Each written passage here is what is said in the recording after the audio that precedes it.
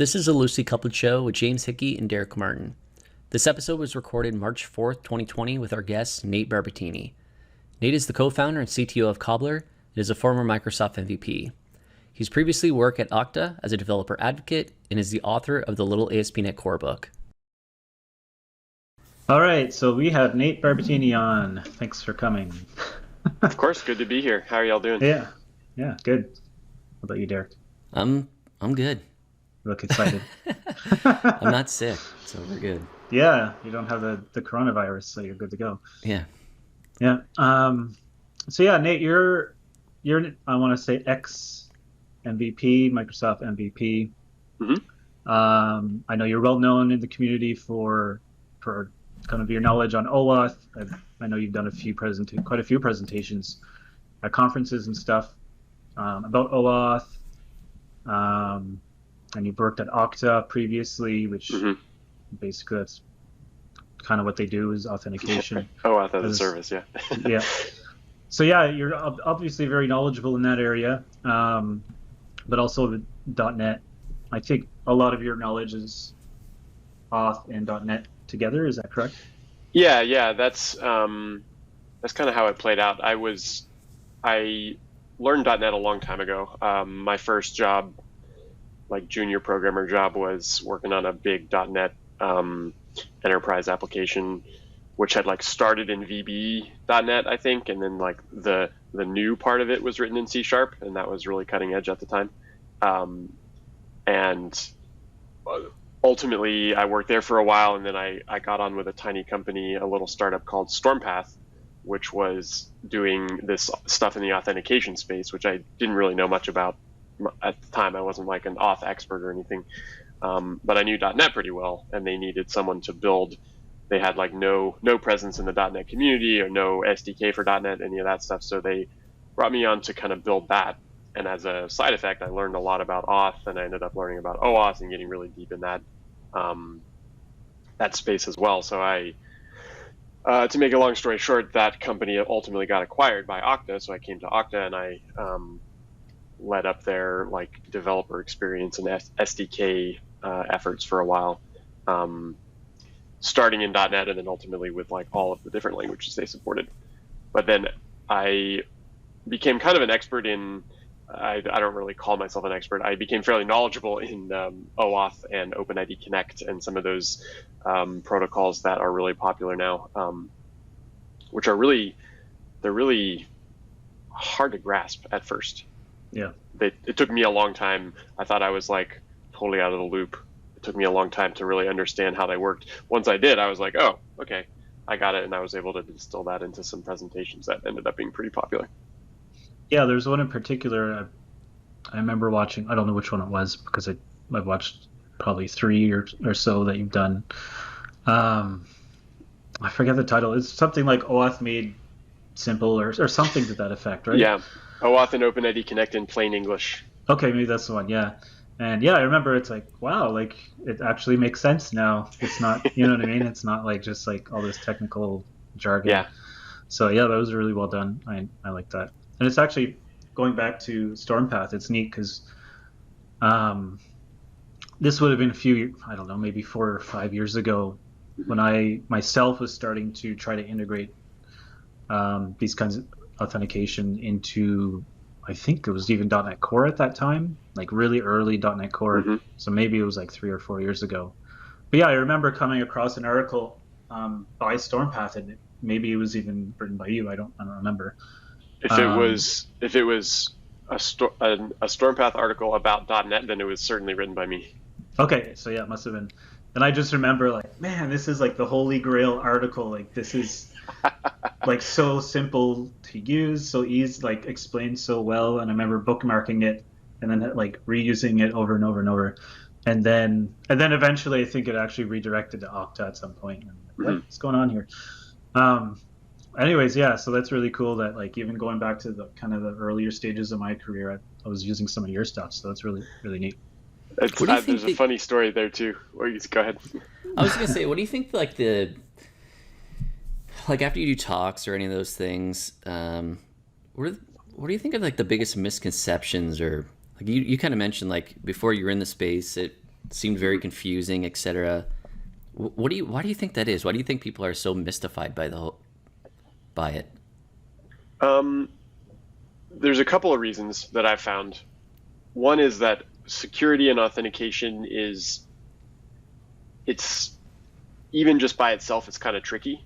Like, it's the type of thing where you don't want to get it wrong. So there's a lot of like rules or advice or whatever about like how to do it right. The advice doesn't always agree. But it's kind of like a high stakes area, I guess you could say. But the other problem is that when you talk about authentication standards, like SAML especially is really bad at this, but also OAuth and OpenID Connect, there's a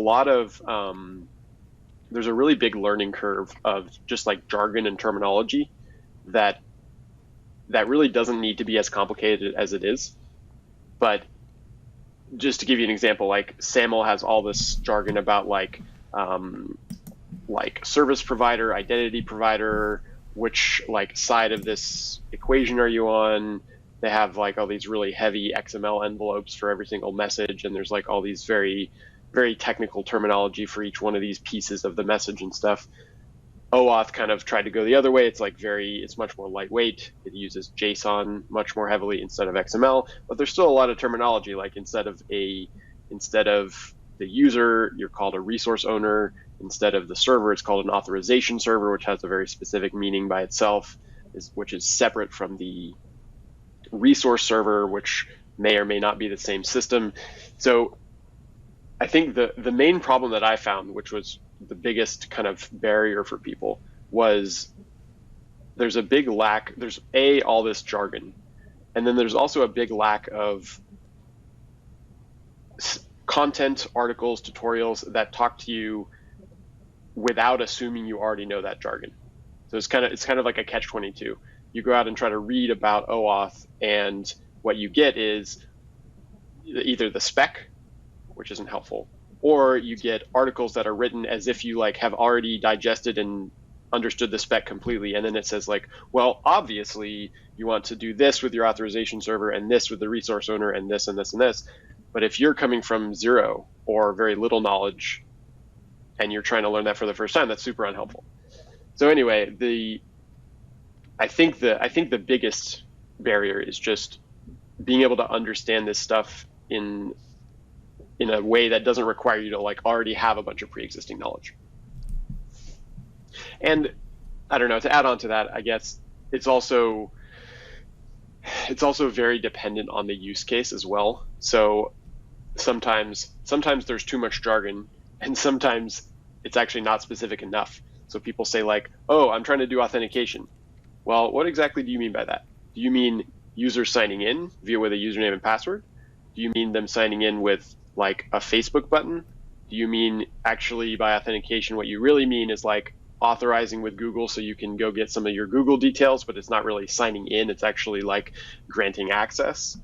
But a lot of times that will just be kind of all described under the generic heading of like auth or single sign-on, which makes it really hard to talk about it in a general way, because you say authentication and then it means like three different things to three different people, you know?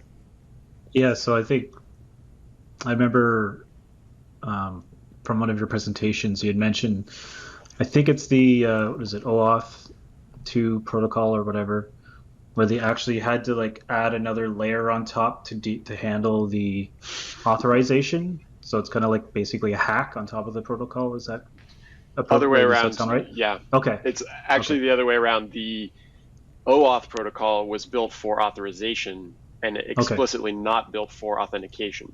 Okay. So the problem it was solving was actually a problem of like, I want to say grant this application a little bit of access to my Google account because it needs to, grab just my contacts. Or I want my like photo printing service to have just access to this one album in Google Photos, but nothing, they can't read my email also, or they can't delete stuff from my calendar. So OAuth is supposed to be this like really tightly limited, scoped, kind of like a permissions granting model. Unfortunately, what happened was it was kind of a victim of its own success, in the sense that if y'all remember when the like the sign in with Facebook button was first introduced, it was like, I forget what year, but a number of years ago. Social login was like introduced for the first time. Those sign in with Facebook, sign in with Google, sign in with X buttons, under the hood, they were using OAuth because it was like an easy protocol to use to do that, but it was actually an abuse of the protocol. It wasn't meant to be doing authentication. It was meant for something else. Ultimately, that abuse of the protocol was kind of resolved by creating a new protocol called OpenID Connect, which is just OAuth plus a fairly thin layer on top that kind of writes it for authentication use cases as well. But it just means that the landscape is even more complicated because you say one thing and it could mean two things. Yeah, that's what I find is confusing. Just like you said, like there's so many different use cases, and it's like, oh, like what am I even doing, right? Like I'm doing OAuth, but it means so many different things in different cases. Yeah. Good luck. Yeah. Also, good luck if you Google it. If you Google it, then you get like the top answers are like somebody's personal blog, a Stack Overflow post, and then the spec, and all three of them tell you like different ways to do it, and each one says the other guy is like totally wrong. Yeah. So if anyone's watching this, I would suggest going on YouTube and just typing Nate's name in, and you'll probably have like a bunch of presentations that you've done, because those are really well done. But I mean, I had no idea how that even worked, and then after seeing how you explain that, it's like, oh man, even this is kind of hacked together, right? So it's just like people making software, just like all of us, right? It's not perfect. I think the thing that for me was the most helpful to understanding that world was understanding some of the history of why it works the way it does, because the weird edges or the fact that it's so strange that OpenID Connect is really OAuth, but it's like OAuth plus a little bit more on the top. But understanding some of the history of why it works that way makes sense. It helps make more sense out of why it is the way it is. Yeah. Which is what I tried to do in plain English presentation, which kind of unexpectedly blew up. I gave it as like an internal tech talk at Okta, and they recorded it, and they're like, "Hey, can we throw this on YouTube?" And I said, "Yeah, sure." There's a couple other conferences I've recorded and stuff, but for some reason, the one I did at Okta as a tech talk, it blew up, and it has like 400,000 views now or something. Yeah. And Nice. That's really ironic because it's like objectively probably the worst recording of that talk that I've ever had, because like the camera cut out halfway through and like the audio was choppy and stuff, but it blew up for some reason. Yeah. I think especially the diagrams you had were really, really helpful. I think we should move forward because I have things that I'd like to talk about. Yeah, let's do it. So we had talked, I don't know, months and months ago, kind of around some of the stuff you're doing today. So you're doing like .NET Core, and you're doing some domain-driven design to kind of build the architecture. And what really interests me, those are very interesting, but you're using Marten, which is a .NET library. So you can use Postgres database, and then you can do event sourcing against that. To me, that's an area I've always been interested in, like Marten in particular. I think that's really neat how you can just kind of tack that onto Postgres and have that power. So I mean, yeah, how are you using DDD? And I mean, maybe start there and talk about what's helped with. I mean, you're basically designing Cobbler. So you're the CTO at Cobbler now, and you're basically designing this whole thing from scratch. So what's worked? What's worked well? What hasn't worked well? What are your thoughts on that? So to take a step back, I was at Okta for a number of years, and then I got an opportunity to kind of launch out and do my own thing. With a friend of mine, we started a company called Cobbler, and what Cobbler does essentially is kind of doing for business budget management what Mint.com does for your personal budget management. It's aggregating a bunch of data, helping you do easy analysis on that, helping you plan and then track how you're actually doing against that plan over time. So building financial dashboards and budgeting tools for folks who are working not like the CFO, but folks who are like kind of line managers inside of a company.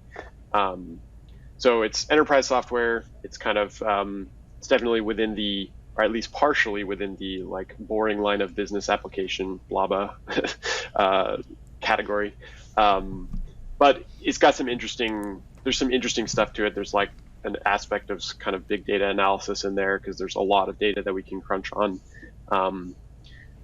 What was really important for me as I was coming into looking at building something from scratch for the first time, which is something that I was really always been really interested in doing, I was trying to correct for some of the problems I had seen in previous software I had worked on, especially enterprise software, where the architecture and design was either very weak or non-existent at the beginning, or it was just kind of like a big ball of mud level of architecture. And I wanted to adopt more like a stronger architectural style that would try to prevent some of those problems from even happening in the first place. Where, and I would say, even from my own development practice, without a better example, I would typically write. I didn't really know it at the time, but I would typically write what's a very like anemic domain model anti-pattern, where all of my domain objects were like, they're really DTOs. They're not really rich objects at all. Actually, we just call them DTOs. So they're just like data movers. And all business logic would be like shoved into some service layer somewhere, or at worst, it was just like in the controllers themselves, right at the application layer. So I knew I wanted to do something better than that and correct for some of the problems I had seen in previous software I've worked on. And so I did a bunch of reading. I grabbed the classic book, Eric Evans' book on DDD, and I read, I think, like a chapter into that, I thought that it was the best book I had ever read. You got 2 pages and said, oh. Yeah, exactly. I think that's probably a cliche that I was like, yeah, a few pages in and I was like, holy crap, I need to tell everybody about this book. Probably also a cliche that I think I ultimately only read like a third of the book, and then I had to put it down for some reason, and I haven't got back to it yet. But even only reading a third of it, it was like totally changed how I looked at things, especially being able to think about treating the objects in my domain as like rich objects, and having a place, like being opinionated about putting business logic on the objects, the business objects themselves, as opposed to just having like these effectively transaction scripts that are shoved into like the controllers or into the service layer objects or whatever. That was totally game changing for how I thought about it. But anyway, to make a long story short, I gleaned a lot of helpful architecture ideas from the DDD book. I also learned a lot from reading. I'm a big fan of like Jimmy Bogard's blog. He talks a lot about like CQRS and the mediator pattern, because he also builds the mediator library in the .NET world. That just made sense to me. The fact that like it's kind of an anti-pattern to just have your controllers be super fat with all sorts of like validation and also business logic and also repository logic and all sorts of stuff. But splitting that out so that you have specific command handlers that are the place for composing all of that logic together, or composing all the domain objects together, just made a lot of sense as well. So the architecture style that I've been building on is, I would say, kind of a non-religious DDD in the sense that I'm not like being extremely strict about following like every DDD idea, but certainly like aggregates and value objects, and trying to put as much business logic near the domain objects as I can, and all that good stuff. Trying to carve out good boundaries around things, and especially watch when objects need to like have really important invariants that they need to protect, stuff like that. Yeah. That kind of as like a high level philosophical brushstroke is like the architecture style, and then at a tactical level, it's been really effective to use CQRS as the kind of paradigm for building like the actual plumbing of the application, especially because we're also using GraphQL as the kind of API, the very top API layer. So GraphQL already, just in the way it's designed, already has a hard fork between something that's a read-only query and something that is a mutation that can change data. So there you already have like CQRS commands and queries separated just by nature of the protocol. So it was easy to keep that pattern going all the way through the architecture. Yeah, so maybe just to cut you off there, that's actually, like, for me, that's kind of really interesting. I've heard other people say that. I'm not that familiar with GraphQL, but I mean, I know what it does, and I know kind of the reasons around doing that.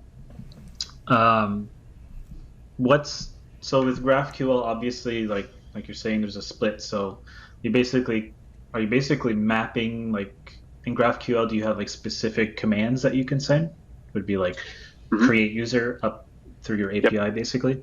So then you basically just map those to your command handlers. Is that essentially what you need to do? That's exactly what it is. So the API layer is fairly thin. All it really does is, like, it does a little bit of input validation, because in GraphQL you have typed schema. So you can do some top level input validation, like you didn't forget to add a required field, stuff like that. But after that, it's just delegating, loading up a command object and shooting it off through the mediator to the command handler that handles that particular command. Yeah.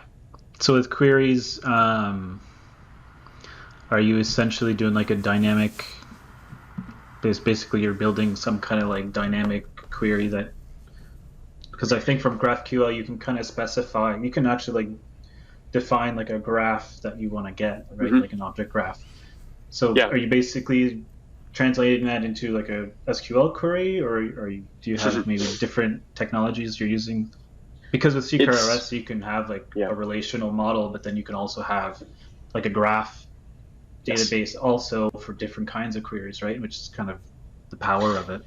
Yeah, that's something I really like about the CQRS paradigm, is the fact, because you're splitting the write side and the read side, there's also this kind of inherent idea that the read side could be a totally different, you could be reading from a totally different place than you're writing to. It's not just a difference in like how you're handling the command or query. It could also just, like, you could be reading from like a materialized view, but you're not writing to that same place. And that actually, I'll come back to that when we talk about Marten, because that came in handy as well. But for the GraphQL queries, I'm not doing anything super crazy yet where, like, we're not like dynamically building a query plan from we're not building like a database query command or plan from the incoming graph query or API query. What we are doing is, the way that GraphQL kind of models it out is, you have the client can basically describe any query they want that's valid in the schema, and they can also nest like really far into some object graph if they want to. On the server side, the way the server kind of rationalizes all of that is through what are called resolvers, which is pretty much analogous to what you would think of as an API controller in like a REST API. So a resolver will handle like a specific field or a specific part of a query. So if you're querying for a user, there's probably going to be like a user resolver, and if you're querying for a budget, there's a budget resolver. And those both might be called in a particular query if the client is asking for both of those things. So that in our API, that ends up being each one of those resolvers effectively delegates to a different CQRS query object, which are then sent through the CQRS pipeline again. So are you then like having to send potentially multiple queries, and then you have to kind of aggregate all that at the application level? Yeah. There's a couple of different ways that happens. If the queries are just like totally unrelated, then they're just fired off either sequentially or even better in parallel, and then the GraphQL library kind of assembles that all together into the response. Okay, that's really cool. There's one optimization you can do where if there's like a select n+1 problem in GraphQL, just like there is in SQL, where you might might ask for some parent, and then like all the children of that parent, and then from the children, like all the children of those, or all the something of the children. And so you end up getting into a combinatorial explosion of queries. And the way that GraphQL resolves that is by a pattern called data loader, where you can essentially, you almost create a queue of incoming requests, and then the library kind of transparently to your code will, if that queue is like all the same request or all the same sub request over and over, it'll batch those together and let you handle them all at once. So you can do like some database optimizations around, oh, you know what, we're just doing the same thing all at once, but the ID is different. We can do that like all in one transaction, which is a really effective way of cutting down on what otherwise would be like a very expensive query that you're just doing over and over. Yeah, that's really cool. So, I mean, for me, it sounds like there's probably two technically difficult areas, one being the actual projections, or like the actual like backing database technology, because then you have multiple projections, and then you might have I mean, in this case, you probably only have Postgres, I'm assuming, but you could have, yeah. But I think even, I know SQL Server, you can have like graph tables, so like individual tables that kind of compose into a graph, a collection of, it's like a mini graph database in there. So I don't know if you're able to do that. But I mean, basically, yeah, you have that technically it's difficult. Then you kind of have all this other stuff with the GraphQL, which sounds, there's a lot to it, right? Yeah, it's one misconception I think that I certainly had, and I think others probably have about GraphQL, the spec, I guess, just like GraphQL as a thing, is that it's nothing about GraphQL forces you or even requires you to have any sort of graph database or even the idea of a graph behind it. So it's like perfectly valid and also encouraged to use GraphQL when you might just have like a relational database behind it or something like that. The graph part of GraphQL is more about, it certainly makes it easy to query into a graph database if that is like truly what you have under the hood in your Facebook or something. But it's also totally valid to not have a graph database behind it, because the graph in GraphQL is actually more like the graph of your business objects rather than a graph that maps directly to how you're storing those business objects. So what's interesting about it is that you're kind of, when you're designing the API, you're kind of you're more like designing a graph of how your business objects compose or relate to each other. And then the client has the ability to, without the server knowing in advance a specific type of query that the client wants to run, the client can say like, oh, I want like this field, this field, this field, but I don't care about the other ones. And I also want to grab like this related object, and then get these like 4 subfields from that object, and that's all I need right now. And the server can, with like the resolvers that handle each one of those fields or whatnot, the server can service that request. And then later, if the client, the front end designer is like, actually, we also want to show the timestamp on those objects or something, that's like one thing that can be added to the client query, no change on the server if those fields are already being surfaced in the schema, which makes it really powerful for if you design the graph of your business objects well at the API level, then the client has a ton of flexibility to change how they're rendering things, change what they're doing with the data without having to change the API, which is nice.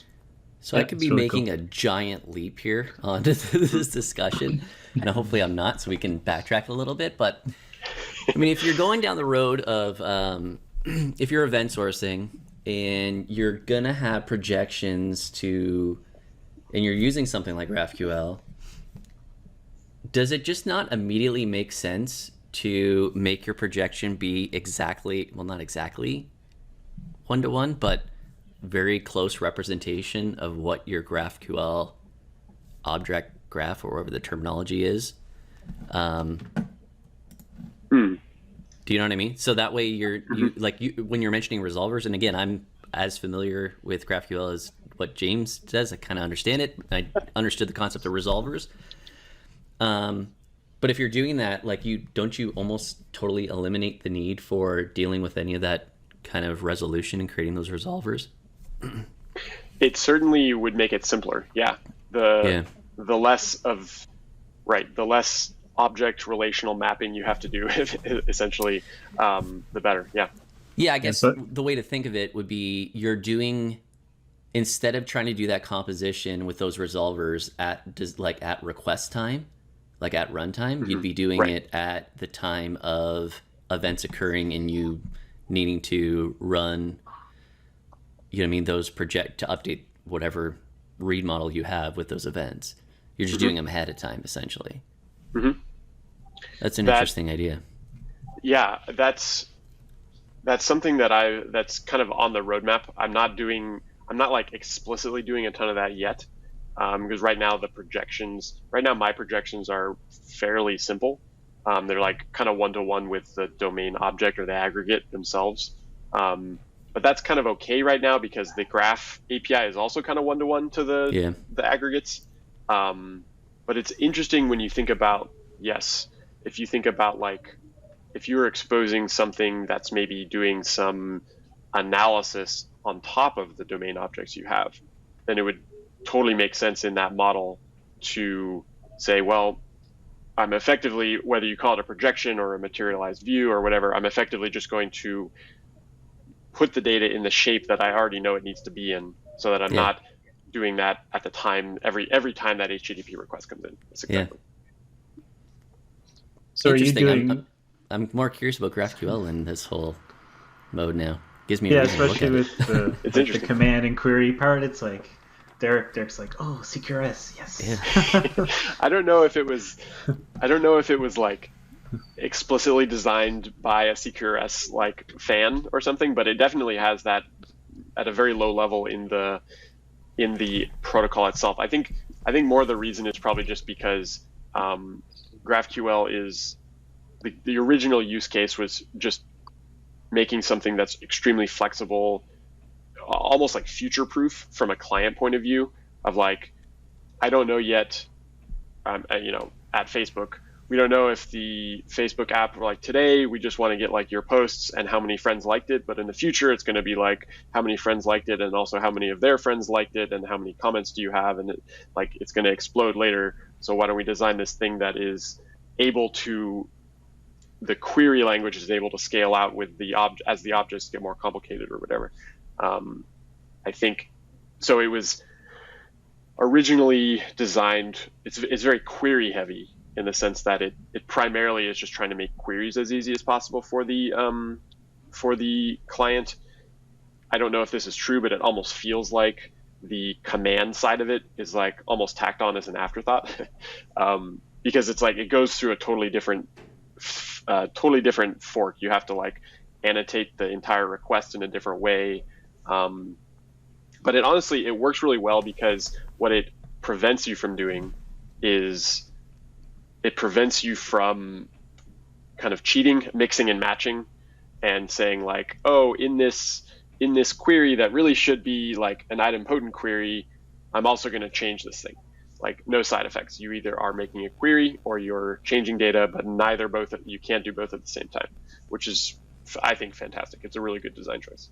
Yeah, versus somebody, sorry, James, I'm just saying somebody accidentally making if you're just creating some HTTP API and using get, which ultimately shouldn't be mutating state, but somebody does it, and then you're like, I had no idea that calling this, just requesting this, URI is going to cause some side effect, Some side effect, Sorry, it's James, funny. It's funny too because GraphQL, like, they have this really good separation where you basically can't have unintended side effects because you're either doing a query or you're doing a mutation.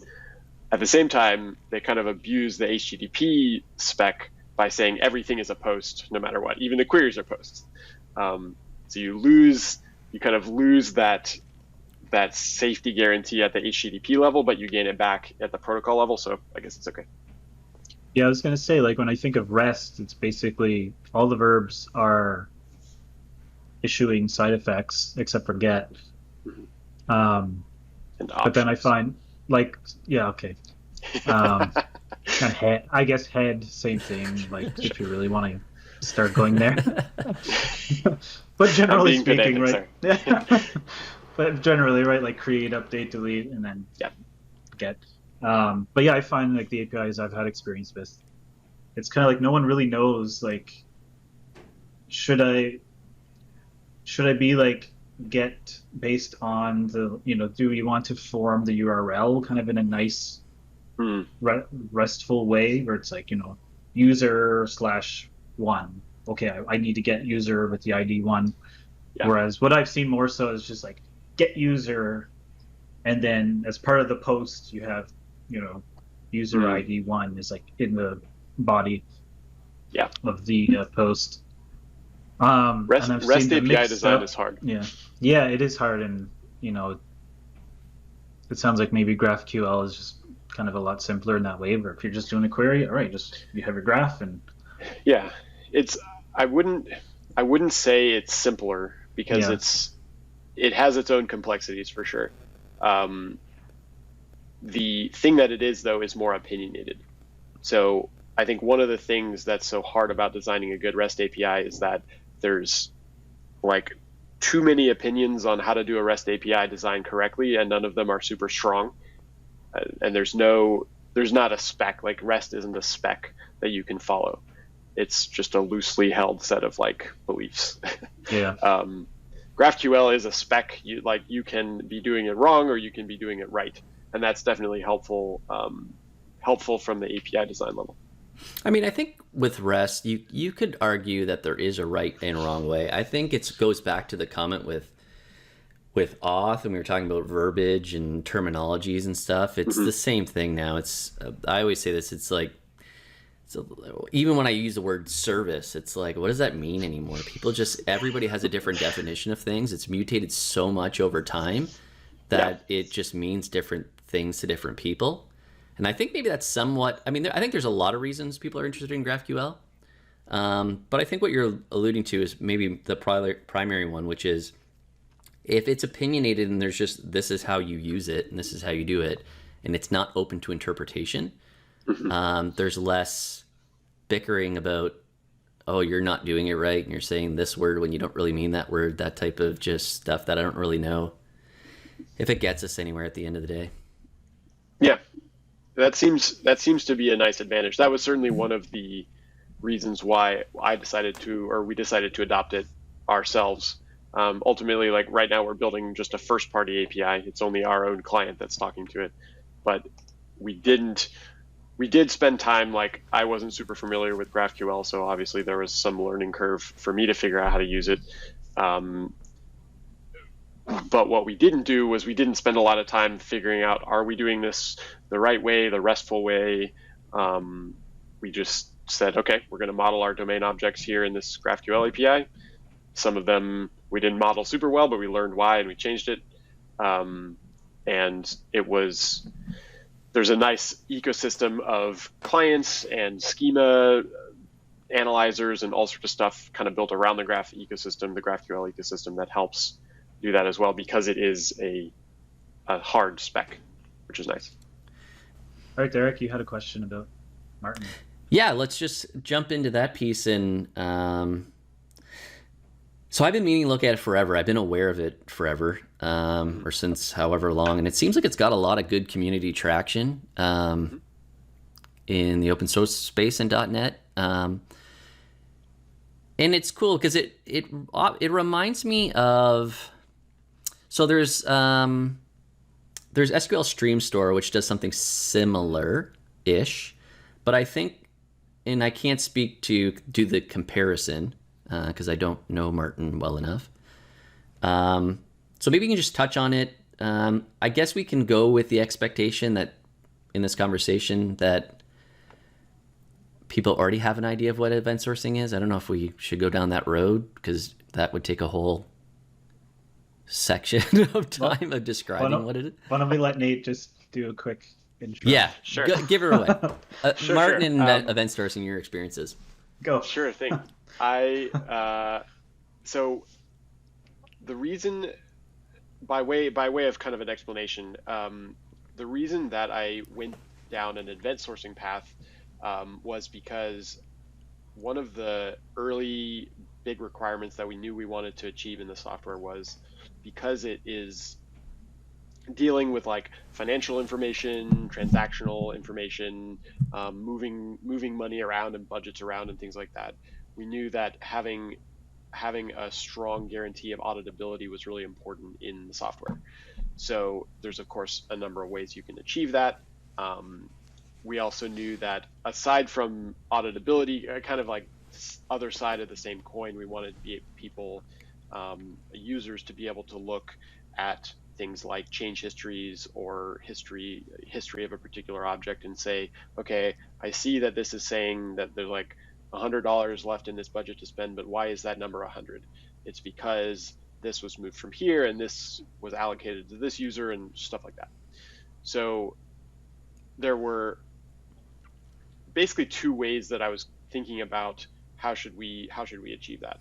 One is you can always do a pattern where, like, say you're writing a row to a table which represents your object or your aggregate, and every time you change that, you save like the previous a copy of that row in like that table underscore history or something like that. So you have like a version of that row every time it changed, and you could maybe do that at the application level, or you could do that with a database trigger or something. That can work. When I started reading about event sourcing, though, there was a couple of things that clicked for me that made me want to pursue that style. The main one was what is basically that it removes the possibility of cheating, in the sense that by saying, but what event sourcing says is that there isn't the object and also the object's history. The history is the current state of the object, or the sum of the history is the current state of the object. In the same exact way as Git, if you have a Git repo, the current state of the Git repo is just the sum of all the history that has happened until now. And you can go back and look at what it was before, or go back X number of points in the past, stuff like that. So it removes the possibility of cheating, in the sense that you have a strong guarantee that like the object and the history of the object are never going to be out of sync, or never going to have a gap, or a place where like you forgot to write the history, or you had some code that was, you forgot to update your repository class and it like spent time not saving to the history for a while. Just whatever could happen won't happen, because there is no updating the object without writing to the history, and there is no current state without the history. So that was really attractive to me, in the sense that it just it provided some of those guarantees. And as a side effect, it also, as a side effect, you get things like an audit log, change log, you get all that stuff just kind of for free once you pay the price of event sourcing.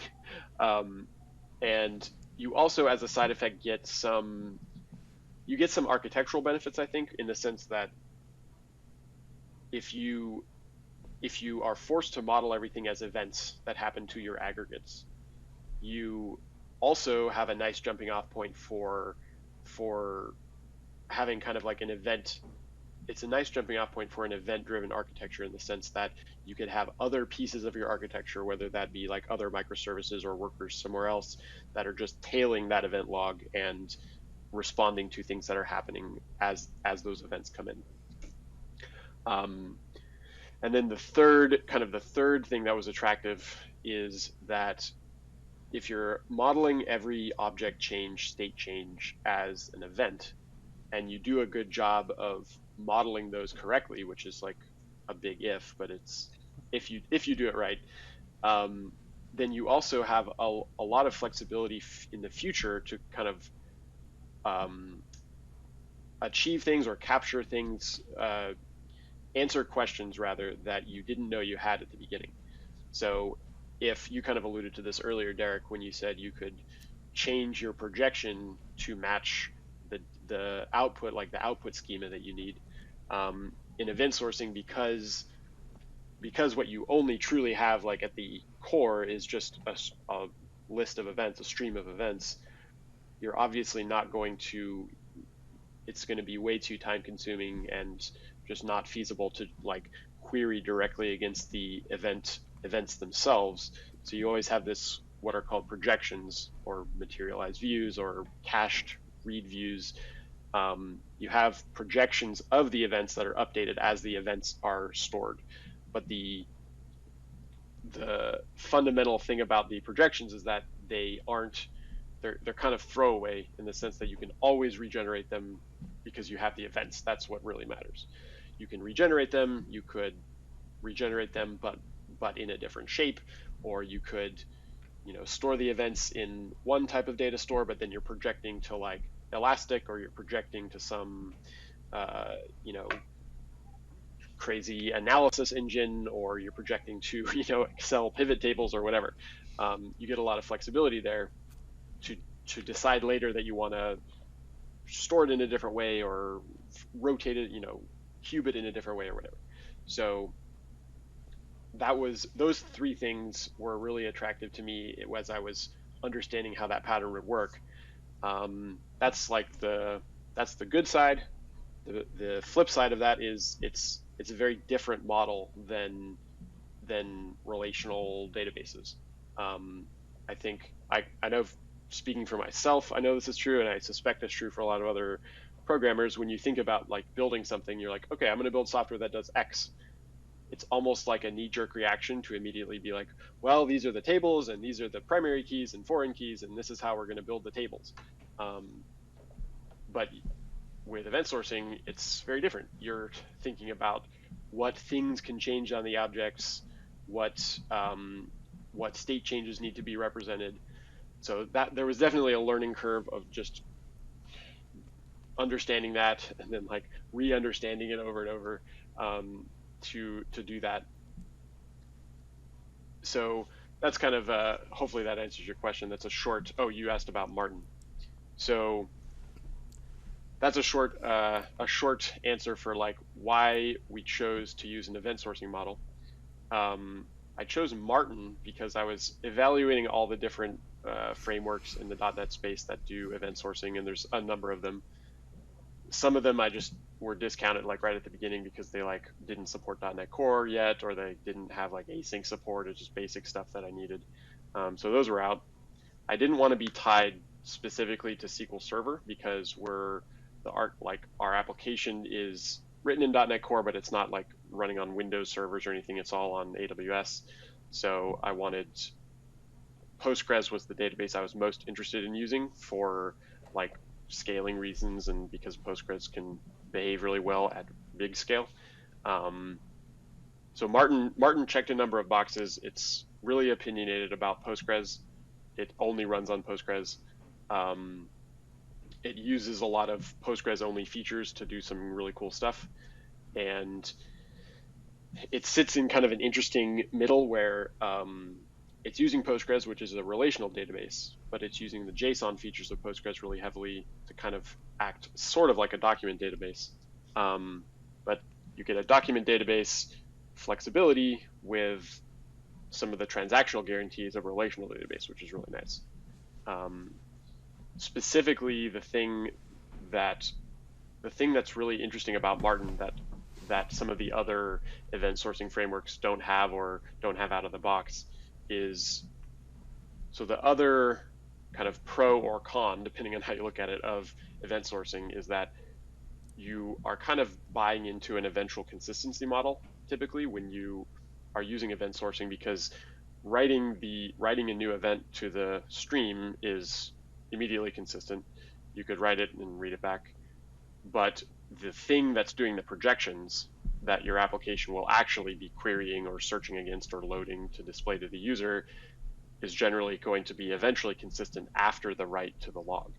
So that could range from being like perfectly fine to completely unacceptable, depending on how you want your application to behave or what the contracts are with the user experience and stuff. So the interesting thing that Marten does is that you can do projection, services that run eventually consistent, just like anything else. But you can also have a type of projection that runs with an immediate consistency guarantee when you write to the log or to the event stream. That's really interesting. Yeah, so it's just you're writing to that quote unquote its document store, or however it does it with its JSON fields or tables, however that works. But you're doing it basically in the same transaction as what you're running those projections on. Exactly, and obviously you're accepting that the writes are going to be slower because you're writing to more than one place, but it makes it really nice. It kind of softens the blow of making things eventually consistent in your application when you have a lever, kind of an escape hatch to say, for these particular aggregates or these things, I want it to be immediately consistent. I don't want to mess with eventual consistency right now, or I'm not ready to mess with it yet, or whatever. So that's really nice, and I like.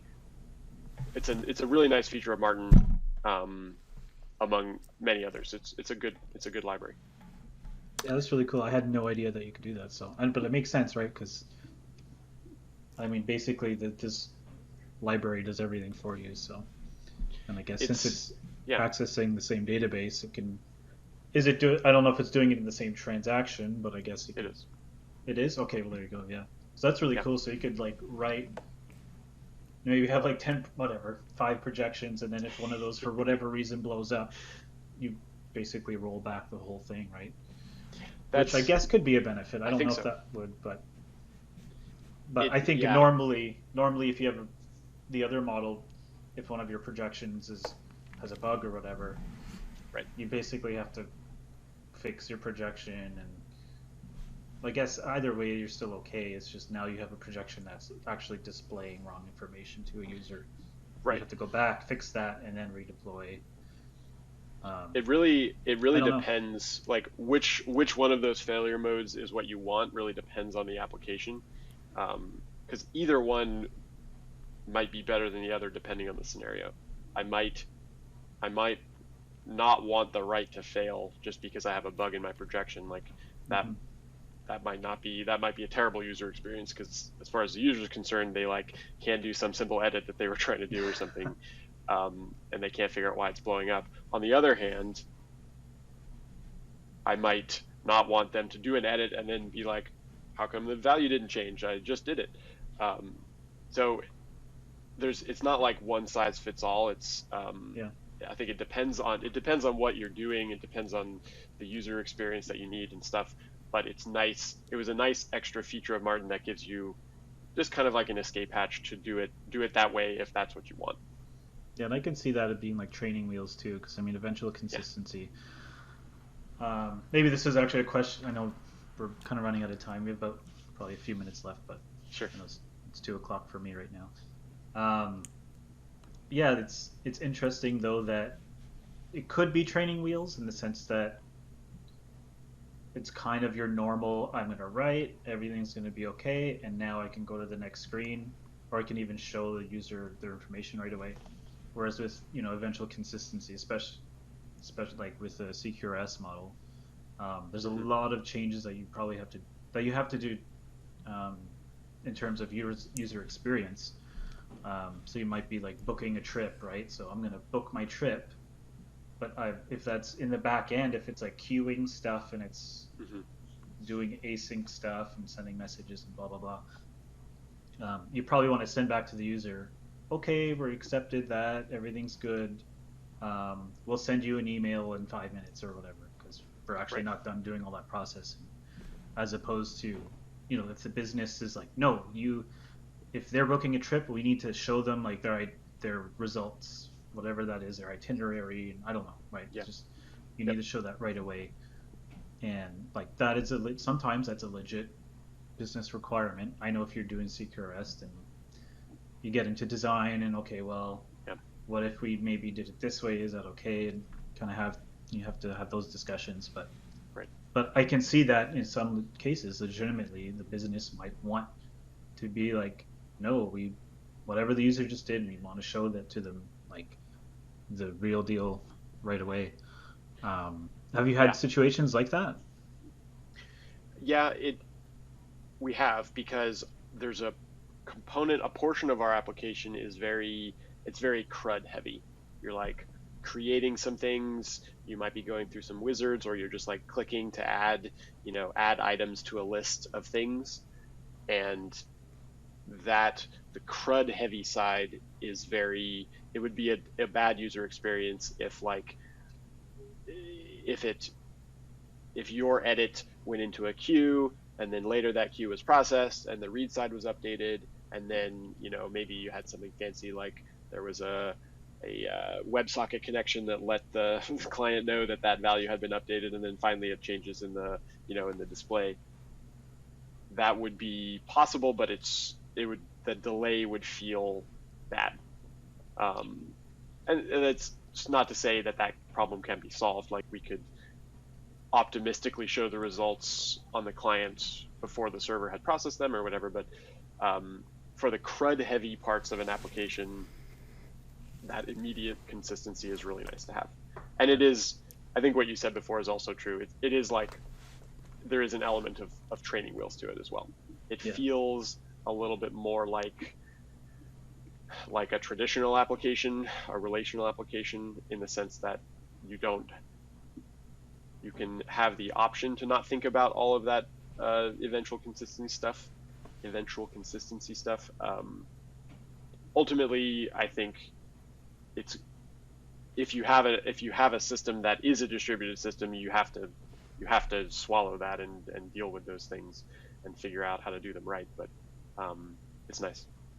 Yeah, I think just like the last thing I got on that is the example I always use is like what you're mentioning is like if something's very kind of CRUD in nature and the users, I think, are smart enough now, just they have a certain expectation when I change this particular form or do something very CRUD in nature, that when they click save, and you're going to show them that data, that they expect it to be the updated data. But if they know something isn't, like the example I use is if you go into, say, Azure, AWS, whatever, and you delete a resource, say you go in and delete anything, it's not like it's just gone right away. You know that thing is going into a queue, that something's going to process to tear something down or whatever the case may be. It gives you some indication, yes, hopefully, most of the time it does work, that it's actually doing it. This will be deleted soon, or Yeah, right? Like there's some indication that it's happening. But you kind of know that, okay, this isn't going to be instant. But if they're just doing a simple CRUD form, I think there's just this awareness of what should be instant, what should be instant, and I think, or shouldn't be instant. And when that gets blurred because of eventual consistency, that's when people, and then it just goes out the window, where it feels really odd when you're just changing a form, right? Like, yeah, I think that's a place where if you do it right, this is not a silver bullet by any means, but that's a place where JavaScript applications, single page applications can shine really well if you make it so that like it's either optimistically consistent on the client, where the client will just show the thing you changed before the server necessarily acknowledges it, or maybe you're entirely doing a set of edits on the client and it actually isn't sent to the server until the final save or something. Actually, applications like that are probably why users have that expectation in the first place, because when like Web 2.0 and Ajax came around, everyone just started building these experiences in JavaScript, and they were immediate and instant, and it felt like as soon as you click OK, it's done and stuff. So that can be a nice way to do it for sure. I think it's even with an eventually consistent distributed system, you can still have a good user experience. You just have to understand the trade-offs that you're making, and understand where it's important to show the user something immediately versus like, you know what, if this analysis that you want to do, if these graphs aren't updated immediately, but they're fresh the next time you click to see them, totally fine. Yeah. I think we're out of time. I don't want to keep you. We could stay here for like 6 hours and just keep talking, I'm sure. It's fun. But yeah, I want to thank you, Nate. Thanks a lot for coming on, and it was really fun. Yeah, I'm glad we got a lot of these kinds of topics in. I personally kind of want to get into the DDD stuff, but we're out of time. Maybe we'll have you back on some other day, though. That would be great. I'd love to chat DDD. I think both of you have way more DDD knowledge than I do. I'm still learning it, so I would love to either chat with you about it, or if you do another show, I'll certainly listen to the show about DDD. Awesome. Cool. Thanks for having me on. It was great to chat. Thanks. Yeah, thanks, man. We hope you enjoyed this episode of the Loosely Coupled Show. If you did, please subscribe for more on software architecture and design.